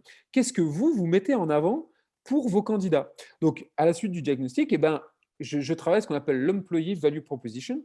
Donc, c'est quelle est votre valeur à vous, différenciante? Ok, je suis candidat, je suis ingénieur, ingénieur en informatique. Allez, tiens, je vais prendre un domaine que je maîtrise un peu plus. J'ai deux postes. Pourquoi je viens chez vous? Qu'est-ce que vous me proposez? Ah oui, parce que les relations, maintenant, elles sont de plus en plus inversées aussi, hein, quand on est sur ce que j'appelle des talents. Talent au sens, pas talent tueux, mais talent au sens de profil qui est beaucoup demandé. Ah ouais, et souvent, ils ont 2, 3 offres d'emploi, hein. Là, moi, je vois la personne qu'on est en train de chasser, là, avec laquelle on est plutôt avancé. Elle avait 4 propositions en même temps. Elle a eu 10 propositions, elle en a écarté quelques-unes et elle était en train de matcher entre 4. Donc, je me dis, moi, j'ai commencé, j'ai dû aller embêter les employeurs pour trouver un boulot et j'étais tout content qu'on me dise oui. Et là, maintenant, le gars, il en a 4, il choisit, il est au marché. Donc, vous voyez, cette relation, elle a été complètement inversée. Du coup, je suis obligé, je suis obligé de me vendre. Voilà, je suis employeur, et je lui ai fait, alors, je lui ai fait la déballe, hein. Vous vous doutez bien que là, je lui ai dit que chez nous, c'était magique, c'était super et tout. Il est à fond, le gars. Et il faut quand même qu'on soit concret, vous allez voir après. Mais en tout cas, je vais essayer de capitaliser sur mes points forts. Donc, les points forts, en tout cas, les étapes que j'ai mis dans ma réflexion, comment j'ai pu identifier mes points forts. La première des choses, j'ai essayé de définir mes valeurs qui étaient propres à moi. Très souvent, Les valeurs d'une société, elles dépendent de son dirigeant ou en tout cas des gens qui vont manager. Ça, c'est important. Quelle est la valeur intrinsèque de votre structure? D'accord? Pour moi, ça, c'est vraiment important. Pourquoi? Parce que euh, c'est toujours la valeur perçue par vos salariés qui est important, mais vous allez dicter ça. Vous vous doutez bien que dans une petite structure comme la mienne, l'ambiance de travail, elle est extrêmement liée à moi. C'est-à-dire que si je veux des gens performants, j'ai des gens performants. S'il y a certaines choses sur lesquelles je suis un petit peu à la cool, bah, ma boîte est un petit peu à la cool naturellement, puisque les gens sont empreints de mon ADN, vu que c'est moi qui les choisis, vu que c'est moi qui les manage. D'accord? Donc, définissez déjà vos valeurs. Ça, c'est la première des choses, concrètement. Et cachez pas les valeurs positives, négatives. Ne vous cachez pas. Mettez concrètement ça sur la table. Ensuite, allez regarder un peu ce qui se passe autour. Moi, ce que j'ai été faire aussi, c'est que j'ai été regarder un petit peu quelles étaient les agences autour de moi et qu'est-ce qu'elles proposaient en termes de recrutement. Bah tiens, eux, ils ont ce point fort-là. Tiens, eux, ils ont ce point fort-là. Ah ouais, mais là, ils ont plutôt un point faible par rapport à moi. Donc, j'ai été voir un peu quels étaient les points forts de tous mes concurrents. Et quand je dis mes concurrents directs, mais mes concurrents indirects aussi. Parce que moi, imaginons, gardons mon exemple de dev. Pardon de parler de ça, mais c'est vraiment pour vous donner des exemples très concrets. Bah, quand je recrute ce type de profil-là, la personne, elle peut aller dans d'autres agences, elle peut aller dans des agences techniques, mais elle peut aussi aller chez un annonceur. Donc, elle peut aller dans une société qui a besoin d'un profil technique et donc pas forcément d'être en agence de dev. Vous voyez? Donc, j'ai essayé de comprendre un petit peu quels étaient tous les concurrents que j'avais et quels étaient les points forts qu'ils allaient pouvoir avoir. Et puis ensuite, j'ai fait une liste, voilà, très concrètement. C'est-à-dire qu'une fois que j'avais mis mes valeurs et que j'avais fait mon audit, bah, j'ai fait une liste. Et puis là, j'ai mis tous les éléments. Alors, j'ai mis tout ce qui caractérisait, j'ai fait 2 colonnes, j'ai mis mes plus, et je vous invite à mettre vos moins. Voilà, c'est ce que je fais. Par exemple, on est en train de travailler, je vous dis, on est en train d'accompagner Keolis, c'est ce que j'ai fait avec Lux Innovation. Bah, j'ai fait tous les plus de la structure et j'ai fait tous les moins. Voilà. Mais là, soyez pas, n'ayez pas peur. La liste, elle ne va pas être diffusée sur les réseaux sociaux, en fait, là pour vous. Donc, du coup, soyez le plus transparent possible. Écrivez concrètement qu'est-ce que vous avez. Et puis, de ça, une fois que j'avais cette liste-là, et c'est ce que je fais là avec tout le monde, mais une fois qu'ils ont cette liste-là, je leur demande, et ça, c'est pas moi qui le fais, bien évidemment, je le confie à mes RH ou en tout cas à mes clients, c'est eux qui le font. Je leur dis maintenant que vous avez cette liste de 10-12 points, positifs ou négatifs, donnez-moi en 3. Donnez-moi les 3 plus importants. Alors souvent, ils ont du mal à choisir. Je leur dis non, non, non, non, vous avez le droit qu'à 3. Alors souvent, ce que je fais, c'est quand ils ont du mal à choisir, je dis OK, donnez-moi en 5. Ils m'en donnent 5 et là, je dis maintenant, donnez-moi en 3. Et donc, du coup, je les oblige un peu comme ça à aller chercher. Et une fois qu'ils n'en ont plus que 3, eh ben, je leur dis voilà, ça, c'est vos axes. Ça, c'est les 3 points sur lesquels il va falloir communiquer. Et ensuite, et ça, c'est le plus dur, je leur dis maintenant, faites-moi, allez, 4-5 lignes pour me mettre ça en musique. Expliquez-moi quelles sont les valeurs de vos boîtes et je dois retrouver ces 3 valeurs-là dans 4-5 lignes d'explication. Ne partez pas dans un roman. Jamais, ça ne sert à rien. 4-5 lignes, c'est très bien. Ouais, mes clients, des fois, ils viennent avec des pavés. Au-delà de 8, 9, 10 lignes, c'est beaucoup trop. D'accord? 4-5 lignes et vous expliquez quelle est la promesse. Quelqu'un qui va venir chez vous, qu'est-ce qu'il va trouver? Et pourquoi quelqu'un reste chez vous? Et là, du coup, bah, vous avez commencé à définir votre ADN. Voilà, c'est vraiment quelque chose qui est important. Donc, vous allez pouvoir peut-être parler des modes de fonctionnement. Vous êtes plutôt sur de l'autonomie. Je sais qu'il y a des boîtes qui adorent l'autonomie, qui laissent vraiment faire ça. Après, on a des gens qui sont très flexibles. Je sais aussi qu'il y a il y a des structures qui sont très rigides. Nous, je sais que moi, je discute toujours, mais c'était un des points sur lequel j'ai dû travailler moi-même. Je me suis associé il y a quelques années avec quelqu'un qui, lui, avait une notion très fixe des horaires. Voilà. Moi, je viens du milieu du web, du marketing et j'étais à Paris.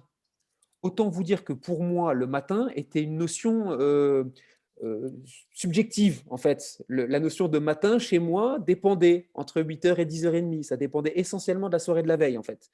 Et donc, du coup, quand je suis arrivé et que je me suis associé, je rigole toujours avec lui parce que lui est très. Je ne sais même pas s'il est là, il faut que je regarderai, mais c'est Erhardt, plutôt alsacien-allemand, vous imaginez? Donc lui, 9h, c'est 9h00. L'aiguille de la seconde, elle n'a pas dépassé du truc. D'accord?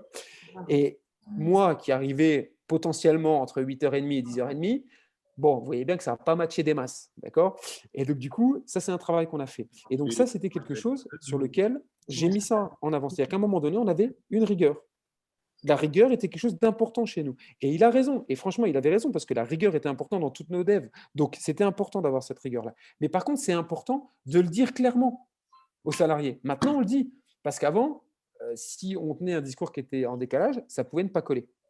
Donc après, il y a des boîtes qui sont sur de l'intrapreneuriat aussi. Ça, c'est vraiment des choses qui existent. Pourquoi Google attire beaucoup? Il faut savoir que chez Google, non, c'est Facebook, je crois, Google, je ne sais plus, je ne sais plus lequel des deux boîtes là. En fait, à partir du moment où vous êtes cadre supérieur chez eux, vous avez 25% de votre temps qui est lié à un projet perso. Vous devez monter une boîte tout seul. C'est comme ça. Vous êtes cadre sup, je sais plus, je crois que c'est Google. Vous devez monter une boîte. C'est comme ça. Vous devez travailler. Vous êtes dans la boîte, mais vous devez créer. Donc, vous avez le droit d'utiliser les outils de la boîte pour créer. Et ce qui se passe, c'est qu'au bout d'un an, il y a un comité de pilotage et on vous dit non, t'arrêtes, l'idée elle ne sert à rien et tu reprends ton job à temps plein. Ou ok, on va te donner un an supplémentaire pour que tu creuses. Ou on rachète et donc ils investissent dans la structure que la personne a montée. Voilà. Et c'est pour ça qu'en fait, ils ont tout un tas de brevets parce que les salariés bossent dedans. Et si l'idée est bonne, eh ben, la structure investit dans l'idée du salarié. Voilà. Donc ça, c'est ce qu'on appelle l'intrapreneuriat et c'est vraiment des choses qui sont... Donc peu importe en fait les avantages que vous allez avoir, vous êtes plutôt des artisans, vous êtes des passionnés, vous aimez les rituels. Alors ça aussi, j'ai un client, c'est intéressant. Ancien sportif, le mec, c'est quelqu'un qui fait du conseil en gestion de patrimoine. C'est un ancien sportif de haut niveau. Donc, vous doutez bien qu'il s'entend plutôt avec les anciens sportifs de haut niveau. Et ben lui, tout. Alors, je crois qu'il a mis ça 3 fois par semaine à 17h30. Toutes ses équipes vont faire du sport. Ils vont courir, ils vont faire du vélo, peu importe, on s'en fout. 3 fois par semaine, l'intégralité de ces équipes doivent aller faire du sport. Donc, c'est une méthode, c'est un sujet qui est géré, donc pourquoi pas. Mais c'était important il a compris, en fait, son ADN à lui, et il l'a mis en avant. Et quand il recrute, il le dit. Voilà. Vous aimez, tant mieux. Vous aimez pas, vous doutez bien que vous n'allez pas forcément chez lui. En tout cas, c'est comme ça qu'il le travaille. Ensuite, ce que je vous propose, c'est qu'une fois que vous avez défini tout ça, donc on a compris que vous avez formalisé votre promesse, etc. Moi, je vous invite à aller un tout petit peu plus loin. Et ce que je mets, c'est que je vous propose en fait de réaliser ce que j'appelle une plateforme de marque employeur. La plateforme de marque employeur, c'est quoi? Vous allez remettre ces 5-6 lignes que je vous ai demandé de faire. Vous pouvez le mettre dedans dans un petit doc que vous appelez votre plateforme. Et là-dessus, vous allez écrire voilà, quelles sont vos valeurs. Alors là, vous y rajoutez vous y rajoutez votre logo, vous y rajoutez votre charte graphique, enfin, vous mettez un petit peu des éléments de langage et vous avez votre plateforme. Et c'est quelque chose que vous pouvez remettre sur des candidats qui viennent chez vous, vous pouvez remettre en interne. C'est ce qui va permettre de gérer toute la com que vous allez pouvoir avoir par la suite. D'accord? Donc, vous avez bien compris que dans mon approche de la marque employeur et du marketing RH, avant tout, je parle de culture d'entreprise. C'est avant tout ça qui m'intéresse. On prend l'exemple, je vais vous prendre des très grandes sociétés parce que ça permet à peu près à tout le monde de comprendre. Apple à la disparition de Steve Jobs, c'était un peu différent depuis la disparition, mais Apple, quand Jobs a créé, a vraiment toujours essayé de mélanger ce qu'il appelle l'art et la technologie. Et donc, toutes les personnes qui étaient salariées chez eux étaient des férus de techno, mais aussi des gens très intéressés à l'art et à l'esthétisme. Et donc, c'était vraiment une culture qui était extrêmement forte. Et donc, les produits qu'ils fabriquaient étaient dans cet ADN-là, parce que tout le monde était dans cet ADN-là. Donc, quand je parle de marque employeur et que je parle de culture RH, enfin en tout cas de marketing RH, vous voyez que je parle de marque et donc je parle de culture d'entreprise. Ça, c'est vraiment important. Donc, je vous invite à faire ce que j'appelle cette plateforme de marque. Donc, là, c'est simple, hein, vous reprenez les différents éléments, vous mettez tout ça, vous mettez vos valeurs, les missions, les engagements que vous pouvez avoir. Je sais en ce moment qu'on parle beaucoup d'engagements RSE, QSE. Voilà, vous pouvez mettre ça dedans et ça va vous donner en fait un doc type que vous allez pouvoir utiliser dans vos futurs recrutements. Une fois que vous avez fait ça, donc 1, vous avez compris où vous en êtes. 2, vous avez compris qui vous voulez. 3, vous avez compris qui vous êtes, vous, maintenant. Alors, point. Là, l'étape normale aurait été de communiquer. Non, j'ai rajouté un point. Parce qu'avant, je disais maintenant, on communique. Mais avec un peu d'expérience, on va mettre un point quand même intermédiaire. J'appelle ça être compliance. Compliance, c'est quoi? C'est être cohérent entre ce qu'on dit. Je rappelle, ce qu'on veut, ce qu'on fait. Parfois, il peut y avoir un décalage. Ça peut être très, très, très dangereux. Faites très attention. Je vous invite, avant de prendre la parole sur votre marque employeur, une fois que vous avez tout structuré, là, que vous savez qui vous voulez, pourquoi, comment, vous êtes à jour, assurez-vous de la conformité de ce que vous avez dit. Si vous vous dites comme une entreprise agile et que vous ne l'êtes pas, ça va bloquer. Si vous dites que vous êtes flexible sur les horaires et que vous ne l'êtes pas, ça va bloquer. Si vous dites que les gens, chez moi par exemple, j'ai beaucoup de devs qui veulent être ce qu'on appelle en remote, donc ils veulent du télétravail.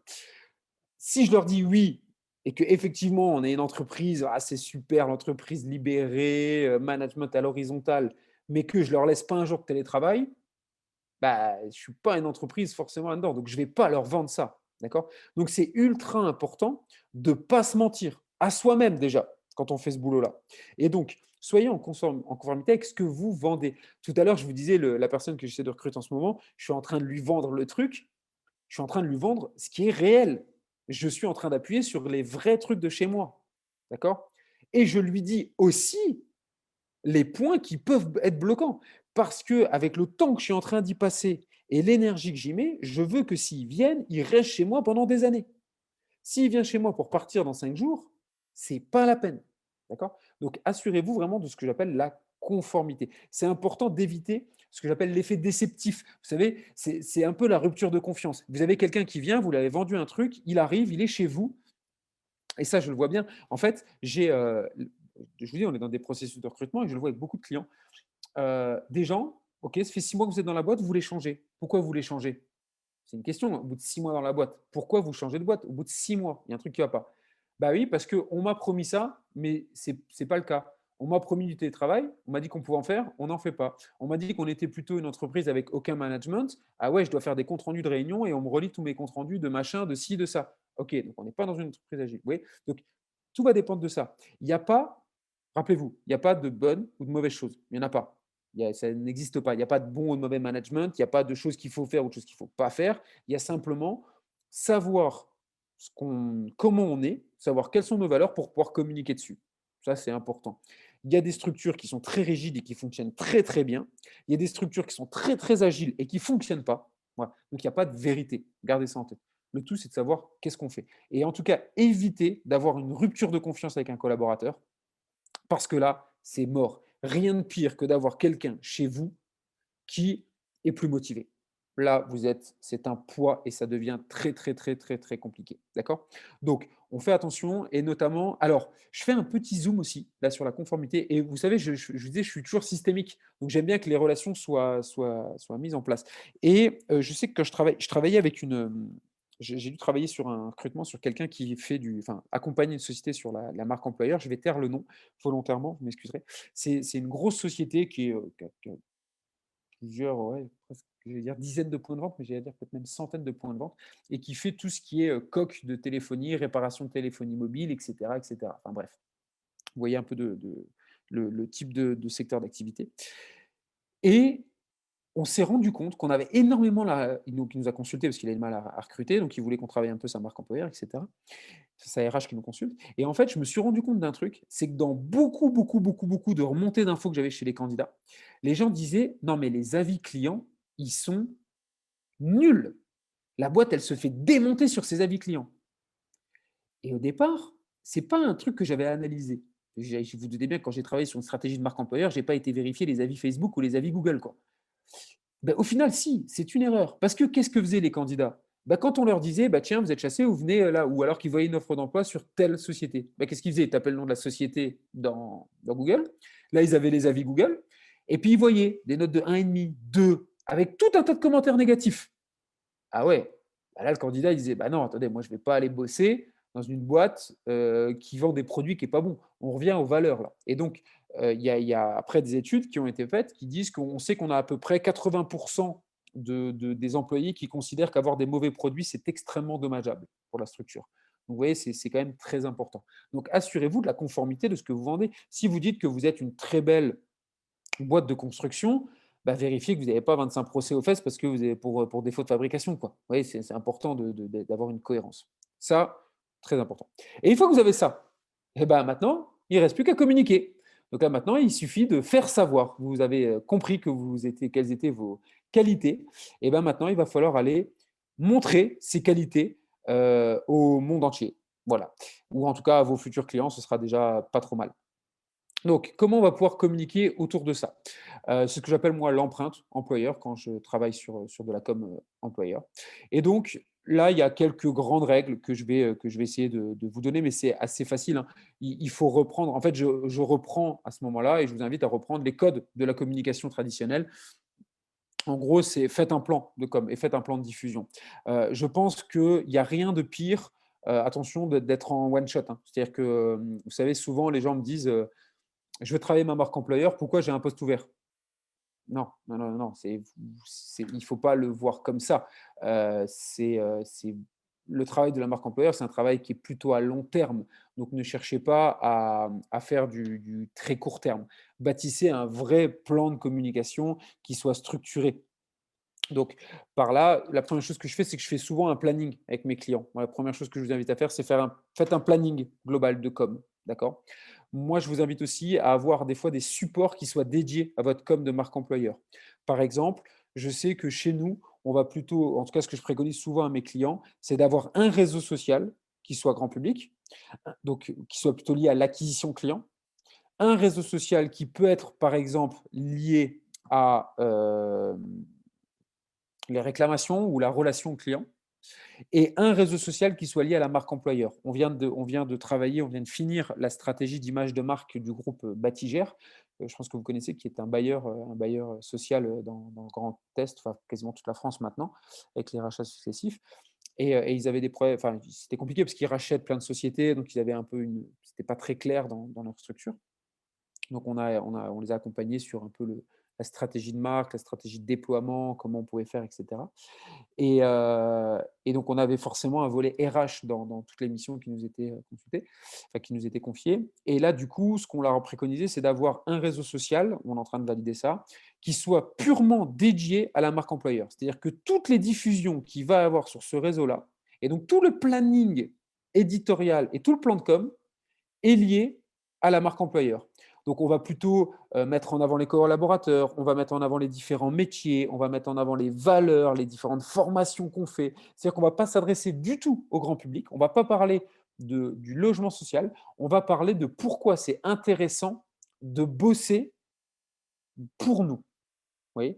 Et donc, on va utiliser donc, toutes les stratégies d'un plan de com traditionnel. Donc, voilà, on va faire un plan global. On a une charte éditoriale, ça c'est important. Quels sont les mots qu'on utilise, les mots qu'on n'utilise pas? Quelles sont les tonalités? Quels sont les sujets abordés? C'est important, toujours pareil, on revient aux valeurs de l'employeur, mais c'est important de savoir comment on s'adresse.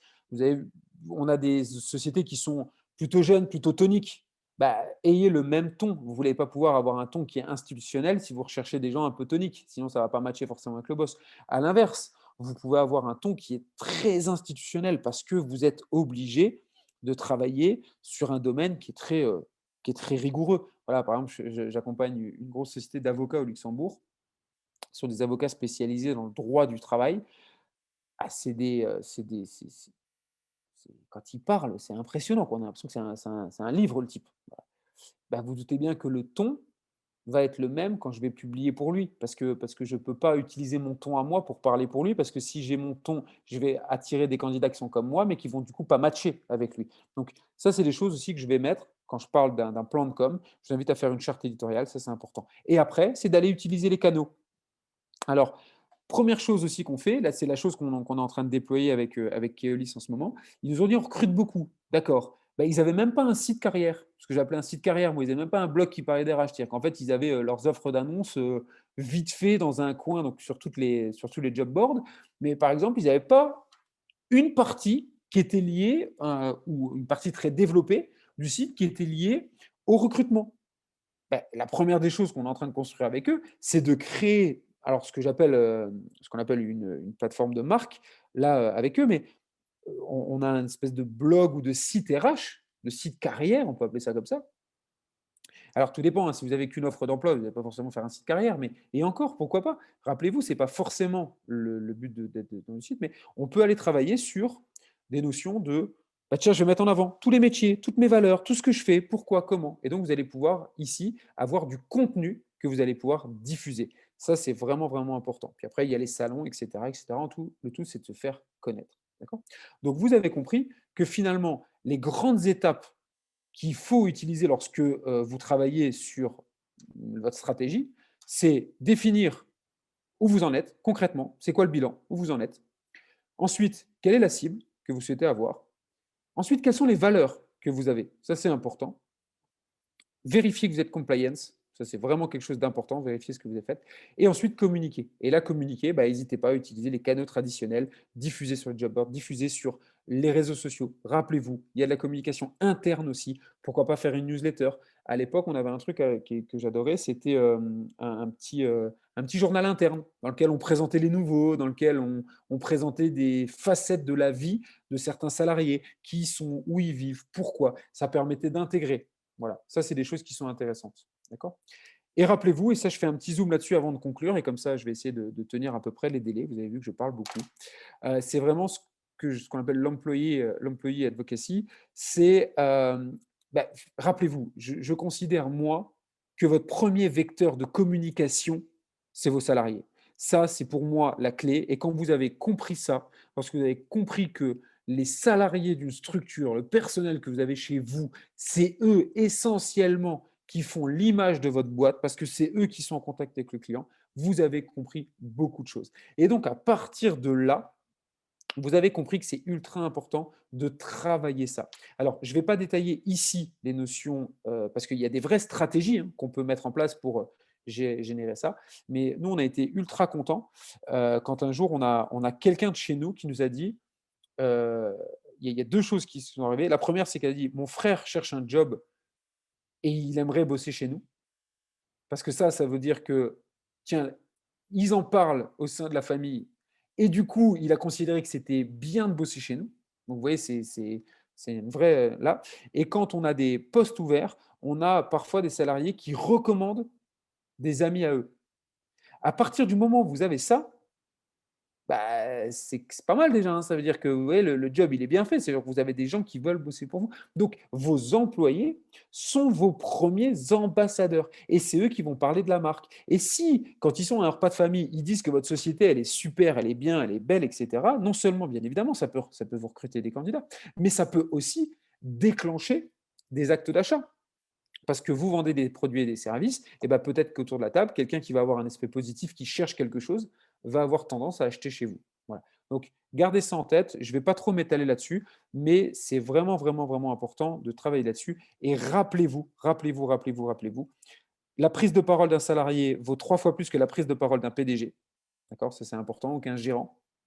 Et il y a un autre truc, et ça, c'est une stat de LinkedIn. Elle est impressionnante, cette stat. Si je parle de ma structure, donc en tant que gérant, mon article sera 16 fois moins lu que si c'est un des salariés qui parle de la structure. Donc, vous faites un article et qui décrit l'organisation de la boîte. L'article qui sera posté par un des salariés aura 16 fois plus de lecture qu'un en moyenne, que si c'est le boss ou le gérant qui le fait.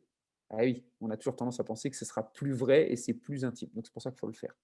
Donc, finalement, si on devait retenir ça, si on devait vraiment comprendre, et si vous deviez ne sortir qu'une seule chose, je rappelle, de tout ce qu'on s'est dit jusqu'à maintenant, ben, moi, ce que j'aurais tendance à vous proposer de retenir, c'est que réellement, il faut enlever en fait de la tête que la notion de marque employeur ou de marketing RH, c'est vraiment du coup pour recruter. C'est pas du tout comme ça que je le vois.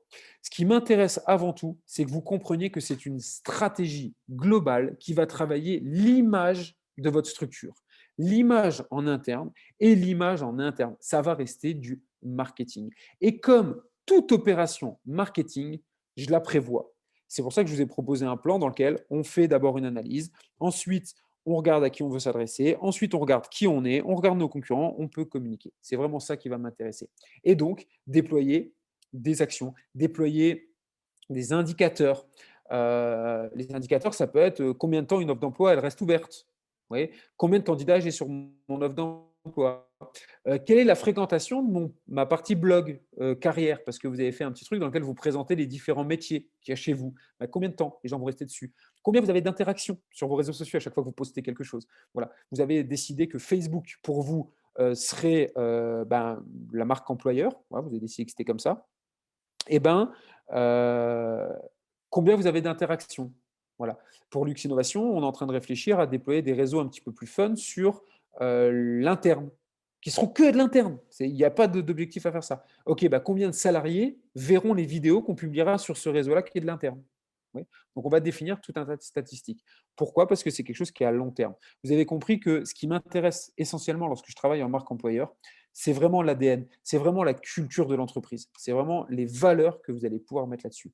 Et si vous avez compris ça et que vous êtes capable de mettre ça en exergue, je pense que vous n'aurez aucun problème sur les générations qui arrivent parce que c'est ça qu'elles veulent. Et donc, à partir du moment où vous mettez en avant les valeurs et que eux, ce qu'ils recherchent, c'est des valeurs, bah, vous avez compris que normalement, ça devrait bien matcher avec tout le monde. J'arrive à la fin de la présentation.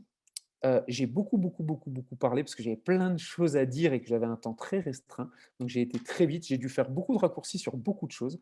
J'espère en tout cas que je n'ai perdu personne et j'espère que tout le monde a pu comprendre à peu près.